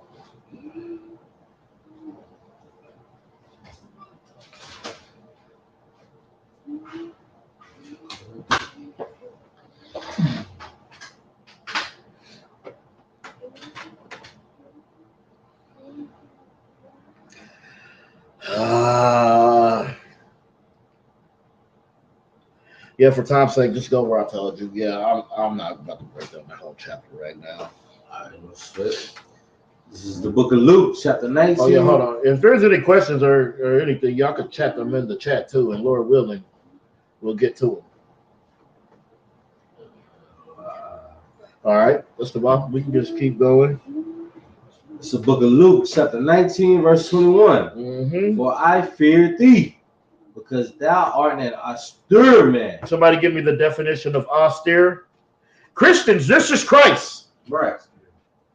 Christ is austere. That blue, I'm about to say blue hair, blonde eyes. Who cares? It's a lie anyway. Right. Who cares how the lie goes? With that blonde hair, blue eye. Yes. And I was so meek and so humble, and that's not Christ. Christ was not weak. You got austere? Come on, concert. Go ahead. Austere, severe or strict in manner. What? Severe or strict in manner. No, full of games. Severe or strict in manner. Lily white and loving everything. Severe or strict in manner. Man, you Christians talk like Christ had a blue jay on his shoulder just the whole time. Like, Right. Good night. what the hell? You know, all right, so he had to go to Egypt. You know, he had to go hide in Egypt. He was, they was trying to kill him. You know, Herod was trying to kill every baby under 2. He had a battle. He had to take up. What part of that makes you think he's just going to be so happy and wanting to bring peace and love to everything? Right. Like he didn't go through hell. Good night. Continue reading. Is there more on the definition? Oh, come on, concert. Go ahead. Attitude or appearance. Christ's attitude and appearance was austere. Right. was scary. You think you cross the street when you see us? Let me tell you, how was I walking? That's right. You gonna cross for real. Right. Continue reading. For I fear thee, because thou art an upstart man. Mm-hmm. Thou takest up that thou layest not down, and reapest that thou didst not sow. Yeah, and what did Christ reap that he didn't sow?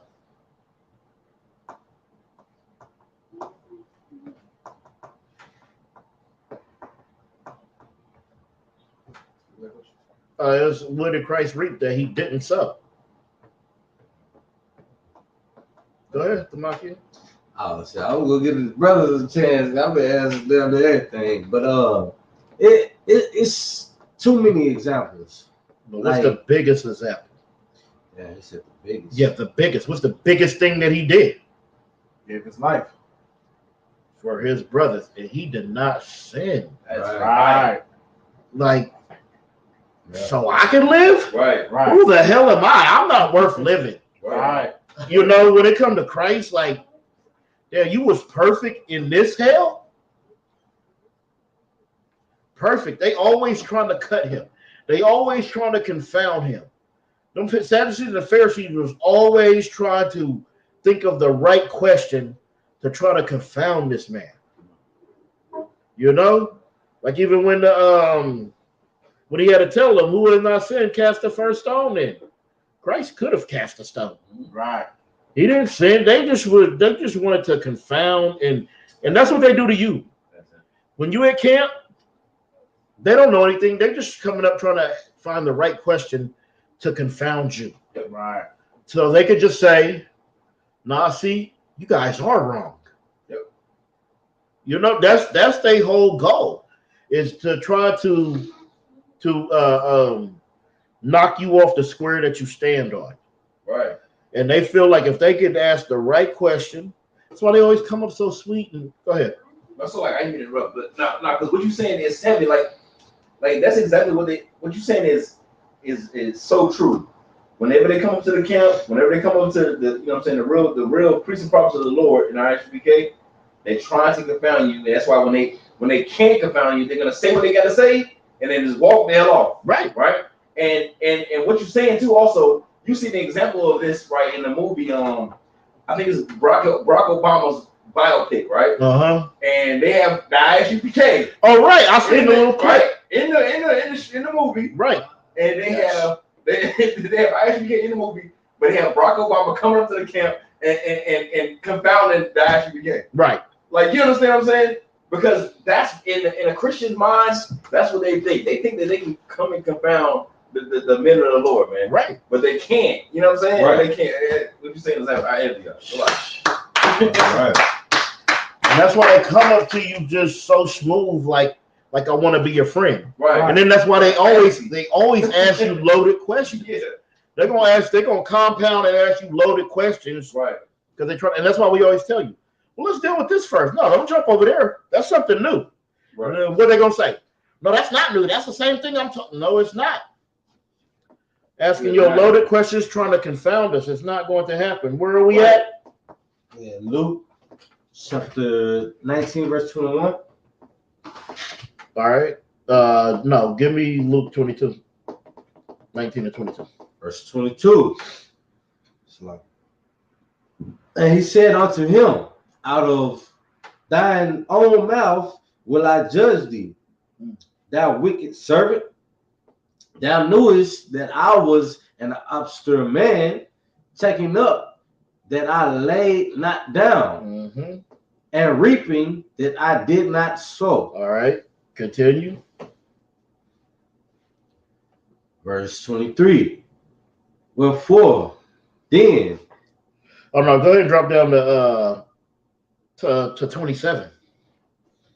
This is Christ. These words are in red. This is what Christians. This is what the King. That one sister was. You talking about take me to the King? Right. We're going to. You know. I hope every Christian is singing that song too. Just take me to the. Yes, we're going to, because he wants us to take you to the king. Right. Go ahead. Go ahead, read. I wanted to ask. Oh, go ahead. No, add. No, because I don't think they're ready for this type of abstract That's things. okay. Add. We need to add. This is about. Yeah, go ahead. Add that. I want you to add that. Yes. And when we bring you before our king, he gonna say, slay them before me. And that's gonna hurt your feelings. And then it's gonna hurt your neck. That's right. And y'all gonna think it was all sweet until it get even more. Yeah. Because you out the picture. You're looking for some pretty white boy to come. Right. You're looking for some pretty white boy in a what the devil's wear? A toga. Damn. I remember in high school they had those little dances. That used to be so homosexual to me. I'm like, so you're just gonna go to a dance in a sheet and some weird stuff on your head? See, that's the problem with the so-called Blacks, Hispanics, and Native Indians. We don't want to be so-called Black, Hispanic, or Native Indian. Right. We want to be Greek. We want to be this. We want to be that. Right. That's why you go to college. You got to pledge. Yeah, I'm gonna drink these cowballs. Big man. I'm gonna, I'm gonna let them stick a car up my rectum. You know what I mean? I'm gonna drink this toilet water. Right. Like, you got to do so much stuff.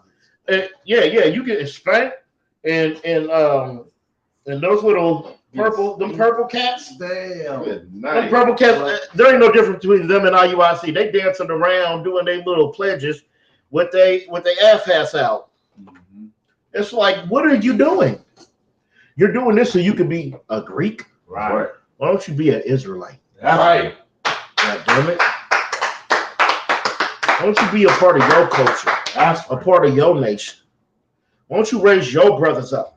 Why I gotta go join this fraternity to get Brotherhood? We got Brotherhood right here in the Israelite School of UPK. Right. I don't gotta go Greek. I don't gotta go pledge. I don't gotta go make a mockery of myself. Right. Just to get a job later, just so my fraternity brother can say, "Oh, you Delta Alpha Psi Omega? Me too. Job's yours, bro." No, you're not gonna be hazing me. They get hazed, like you said, the spanking. I watch School Days.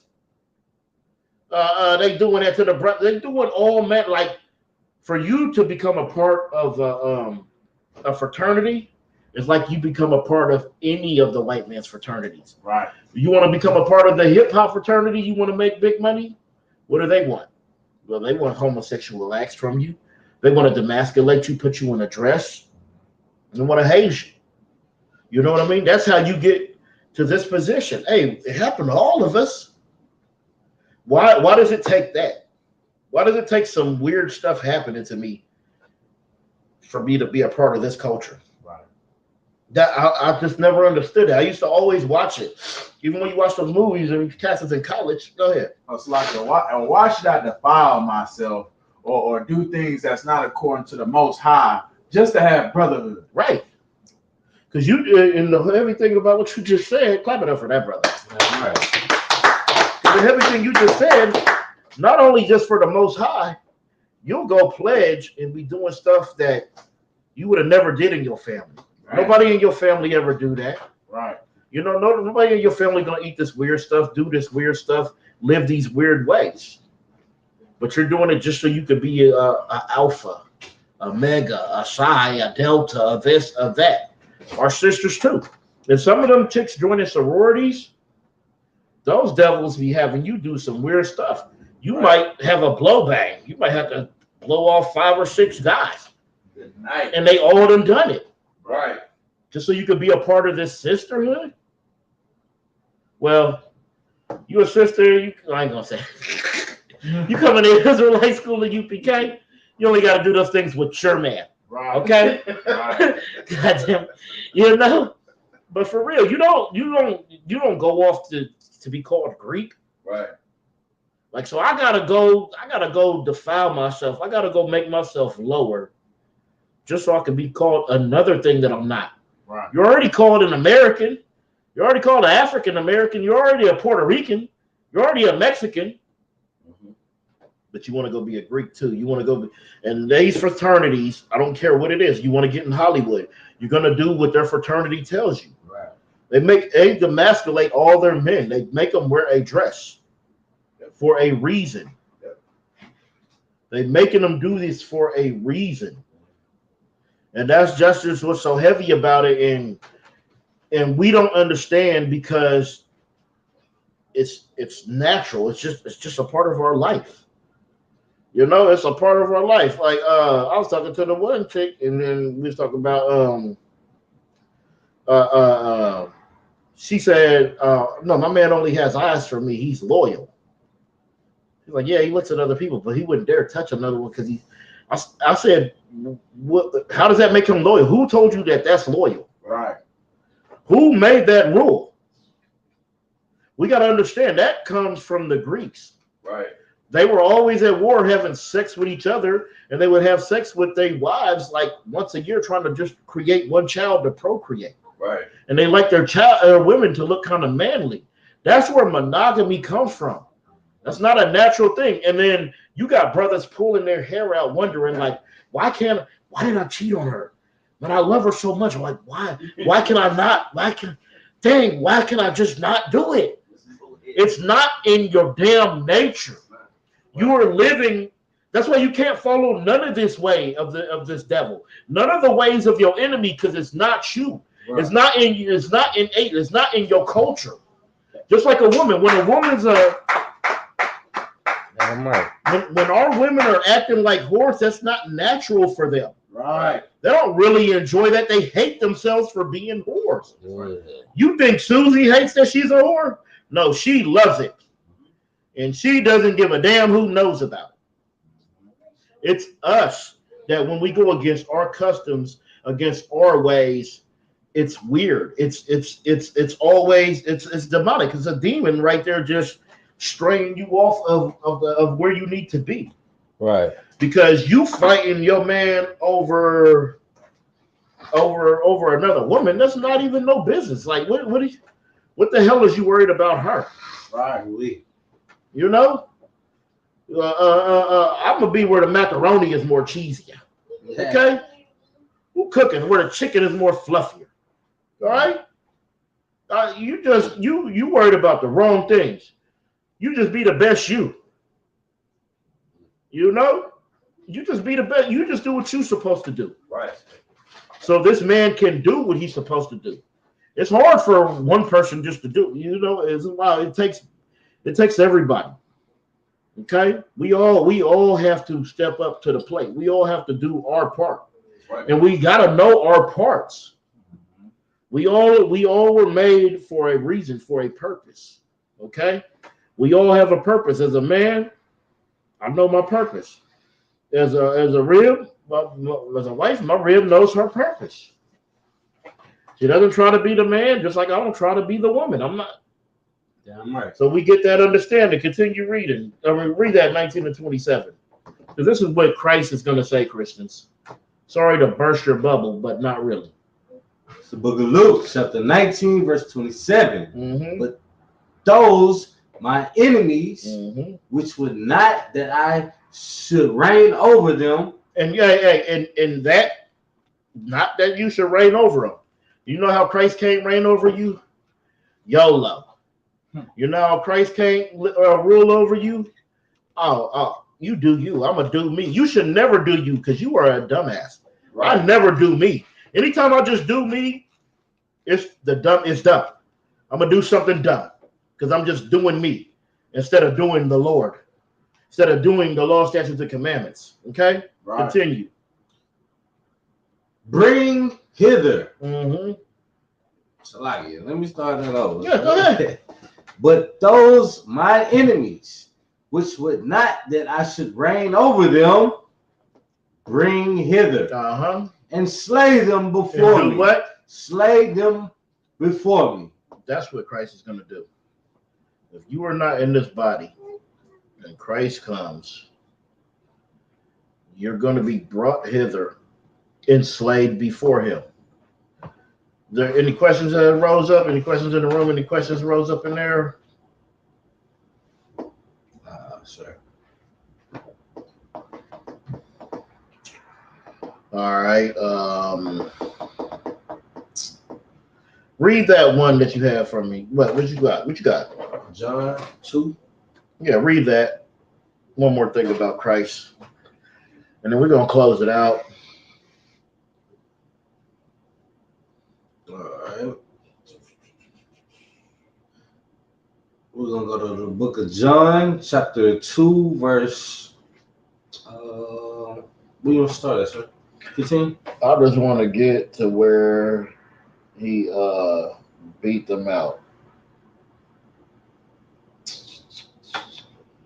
Go ahead. Just start wherever you think we should start. That's all I need. I'm going to break it down. Go ahead. Tamaki. Yeah, let's start at 14. Sir. Yeah, because that's what I'm looking right at. 14. Sir, that was the Lord. Yeah, because it's right there too. The first one. I like it, cuz, man. That's what I'm looking at. All right. This is the book of John, chapter 2, verse 14. Mm-hmm. And found in the temple those that sold ox and sheep and doves and the changers, right? Changers of money sitters. Uh-huh. And you see how you find it in the temple, you find it all this stuff.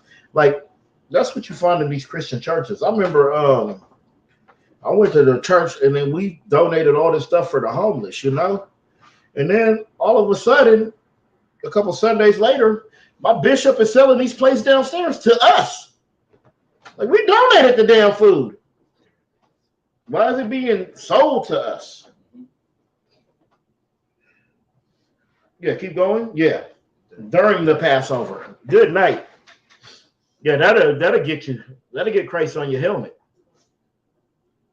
All right, verse 15. Mm-hmm. And when he had made a scourge of small cords, he drove them all. He drove them. What did he make? He made a scourge of small cords. Hey, some of us gonna hit with that extension cord. That's gonna get you moving. Right. He made some cords. Like, okay, continue. Good night. He drove them all out of the temple. You did what? He drove them all out of the temple. Uh-huh. And the sheep and the oxen, and poured out the changers' money. Mm-hmm. And overthrew the tables. You see that? That's Christ. He's not playing no games. Right. Some more? Come on, sir. And said unto them that sold doves, take these things hence. Make not my Father's house a house of merchandise. And see, that's what the Christian pastor does. He makes the Father's house a house of merchandise. That's why he's selling little bottles of holy water for $59.95, or you get this if you sow. All down my TikTok, I see these snake oil preachers talking about, and whoever wants to sow $500 and they will be blessed. Right. How is this homosexual running his damn mouth going to bless me? Right. So late nights they selling this, they selling that. They got all these stuff for show. They make merchandise of the Lord in the Christian church. Right. And it's no, so like, I ain't even but like, you know what I'm saying? Like that shit. Cause like that spirit is so heavy, right? And even though like you got like these TikTok pastors that be on TikTok. I seen this brother. He was on TikTok. And he was like, you know, the Holy Spirit is just telling me that you need to sow $100. right. Like, you understand? These people are like making merchandise of you, man. You understand? They're trying to get paid off you, bro. So like, And that's what and that's what they doing. They is getting paid. Like that one pastor when he was like, he said his church is trash because they didn't buy him some watch. Right. That nigga can't even tell time on those kind of watches. Right. What do you need that watch for? Right. Good night. Man, it's just the Christian church is the destruction and the destroyer of so-called blacks, Hispanics, and Native Americans. That's right. It destroys us.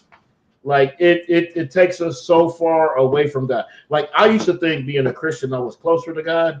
It removes you so far from God because it doesn't teach you anything. It teaches you lies. Right.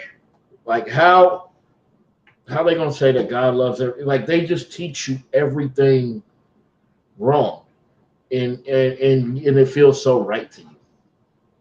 You know, we're the Israelite School of Universal and Practical Knowledge. Started out of 1 West 125th Street, Harlem, New York, under the Commanding General Yohana. All right, we're gonna stand. Yeah, go ahead. You can get the security announcements, but I'm still gonna stand. I'm just saying. All right, I'm staying with you. Good. Because This is ISUPK security announcement. With the ISUPK, start out on 1 West 125th Street, Harlem, New York. Rule for new brother and sister. When a new brother and sister comes to school, they're off limits for 6 months. They're to be saluted only.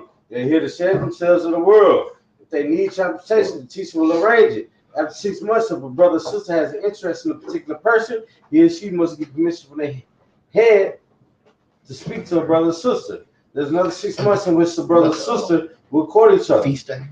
After this 6 month period, the brother or sister will get permission from their heads to marry. Tithes, which is a commandment. The book of Numbers, chapter 18, verse 21. The book of Malachi, chapter 3, verse 8 through 10, means tenth in the Hebrew, ma'asra. 10% of every penny of every increase the Lord gives you gets to the treasury department or teacher. Priest fund, free will offering for priests, not mandatory, whatsoever amount you would like. Upcoming holy convocation. Where we at? Salakia. Memorial blowing. Yeah, upcoming holy convocations, memorial of blowing of the trumpets, the first day of the 7th month, Sunday, the 25th of September, 2022. That's in Leviticus 23, 24 through 5. That's right. If anyone wants to become a trooper in the school, start wearing all black, boots, shirt, pants, headband, scarf. That's class back to Officer Samar. All right, we're going to do a salute. We're going to give a courtesy salute to the teachers. So, men of Israel, Madhu Shabbat, Imagine, Barak, Yahweh Hashem Yahushua Barakatam. Yahweh Hashem Yahushua Barakatam. All right, we're going to turn. We're going to turn. Sorry, face the sisters. You know, sisters rise. All right, men of Israel, Madhu Shabbat, Imagine, Barak, Yahweh Hashem Yahushua.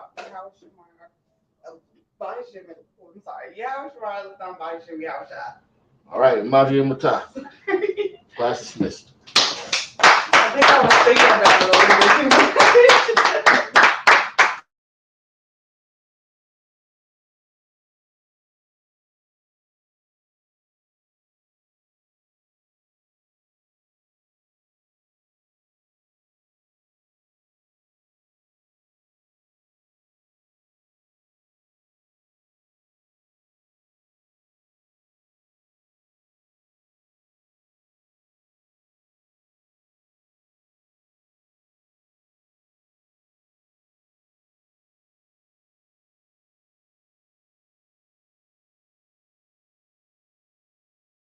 Bitch ass. Pop a rubber band on a bitch ass.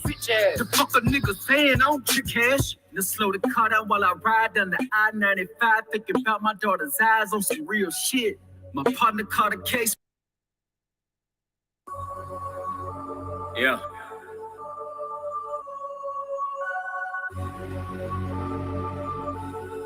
But I took an oath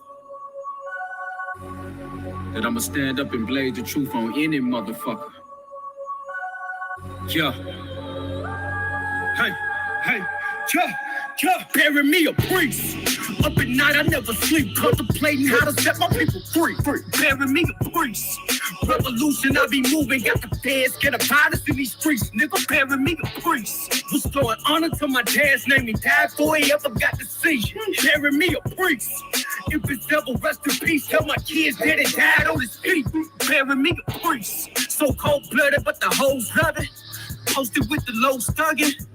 At 15, I got caught up in the wrong spot. The cop tried to whoop me till my nose blooded. Now I'm fighting back. Suit up all my niggas in that black. clack. Troopers with them killers in the cat. Catch me on the corner going hard with the motherfucking facts. Blaze on your bitch ass. Drop the truth for change, then I get cash. Bring it to the table, then we split that. It's that nation building flow to make the dead turn their neck like a whiplash. Now bury me a priest. Up at night, I never sleep, contemplating how to set my people free. Bury me a priest. Revolution, I be moving, got the feds, get a virus in these streets. Nigga, bury me a priest. Restoring honor to my dad's name, he died before he ever got to see. Bury me a priest. If it's ever rest in peace, tell my kids that it died on his feet. Bury me a priest. I'm from the South and knew a trail up in Cornell. Met a nigga by the name of Darnell. The pretty ain't his real name, he put me on the work from the cartel. Bitch, I ain't a snitch, never snitch. Then I hit my brother up, I got a lick. This right before the truth, that shit legit. That's legit. We can ship it by the truck loaded. Powder in the summer, we gon' hit, nigga. Yeah. About to be the man on they bitch ass. Got green plus his hands on they bitch ass. Pop a rubber band on the bitch ass.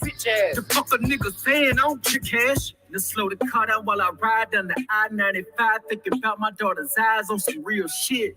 My partner caught a case, faced the time. What the fuck is going through a nigga's mind on some real shit? My daddy passed away while I was crying, but my pride won't let me keep crying on some real shit. Something gotta give, shit. Cause somebody gotta make it out these streets. Now bury me a priest. Up at night, I never sleep, contemplating how to set my people free. Bury me a priest. Revolution, I be moving, got the feds, get a virus in these streets. Nigga, bury me a priest. Restoring honor to my dad's name, he died before he ever got to see. Bury me a priest. If it's ever rest in peace, tell my kids that it died on his feet. Bury me a priest.